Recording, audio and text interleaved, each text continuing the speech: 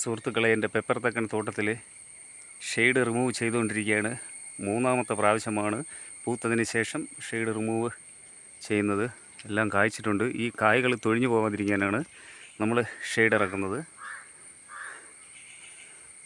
അപ്പോൾ നമുക്ക് മുകൾ ഭാഗത്ത് കുരുമുളക് എങ്ങനെ കായ്ച്ചിരിക്കുന്നതെന്ന് നമുക്ക് നോക്കാം. സുഹൃത്തുക്കളെ, മുകൾ ഭാഗത്ത് ഒരു കണ്ണിയിൽ നിന്ന് പെപ്പർ തക്കൻ കായ്ച്ചിരിക്കുന്നത് നോക്കിയോ. അതിൻ്റെ ഓരൊറ്റ കണ്ണിയിൽ നിന്ന് കായ്ച്ചിരിക്കുന്ന കൊലകളാണ്. ഇപ്പോൾ നോക്കുമ്പോൾ 10-12 കൊല ഒരൊറ്റ കണ്ണിയിൽ തന്നെ കായ്ച്ചു നിൽക്കുന്ന അത്ഭുത കാഴ്ചയാണ് പെപ്പർ തക്കൻ. ഇതിന് നല്ല സൂര്യപ്രകാശം വേണം. മുകളിൽ നിന്ന് തൂങ്ങി കിടക്കുകയാണ്. ഒരു രാസവള പ്രയോഗമോ ജൈവവള പ്രയോഗമോ ഒന്നും ചെയ്തില്ല. കണ്ടോ കായ്ച്ചിരിക്കുന്നത്?